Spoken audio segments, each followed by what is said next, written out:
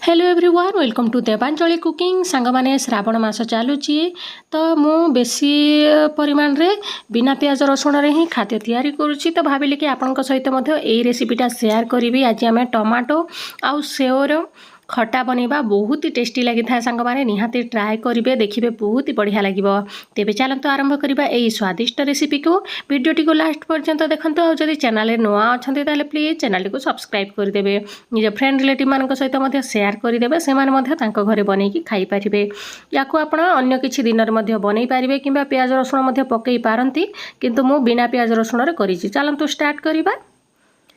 देखो कढ़ई रे आमे प्रथमे तेल गोटे चामच गरम करनवा मुझे रिफाइंड ऑयल ही नहीं आप सोरिष तेल नहीं पारे तापर देदेबा पंच फुटण अल्प टिके हिंग देदेबा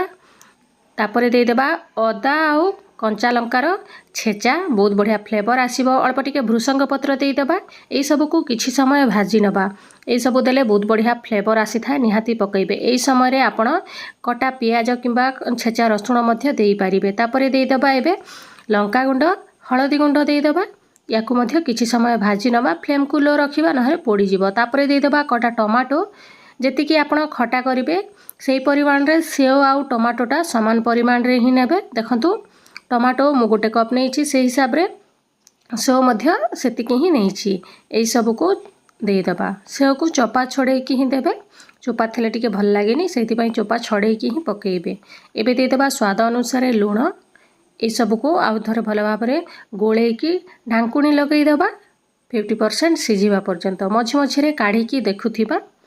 देखंतु 2-4 मिनिट खंडे हो गलानी लिड खोलिकी देखी नबा केते सारा पानी भी बाहरी आसिलानी सेव आउ टमाटोरू। तो एबे आमे अध ग्लास खंडे पानी देदेबा 50% खंडे सिझी आसिले सेवटा अध ग्लास पानी देदेबे फ्लेम को हाई करदेबा आपण गरम पानी मध्य देई पारिबे एथिरे तापरे एबे आउ थरे लीड लगै नेबा भल भाव में सिझिबा पर्यंत। सांग माने आपण एई समय रे गुड़ मध्य पकई पारिबे मोर जो सेवटा थिला सेटा टिके मीठा थिला सेति पई मु आउ गुड़ पकेइनी गुड़ किंबा चीनी आपण जदी खट्टा मीठा खाइबा पई पसंद करंती ताहले निहाती पकेइबे गुड़ टिके मु पकेइनी किंतु मते टिके खट्टा खट्टा ही भल लागे टिके मीठा हेले मु खाएनी सेति पई मु मीठा को स्किप ही करिछि आपण पकेइ पारिबे। देखंतु भल भाव में सुखी आसिलानी पानीटा से भी भल भाव में सिझी आसिलानी एबे आमे एथिरे देदेबा लास्ट को धनिया पत्र बहुत सारा बहुत ही बढ़िया फ्लेवर आसीबो निहाती धनिया पत्र टिके अल्प पकेइबे बढ़िया लागिबो पूरा तापर ए सब को गोळेई दबा। देखंतु केते सहज रे हमर प्रस्तुत हे गला सेओ टमाटो खटा निहाती आपण बनेइबे गरम भात किंबा रुटी सहित भी खाई पारिबे बहुत ही बढ़िया लागिबो।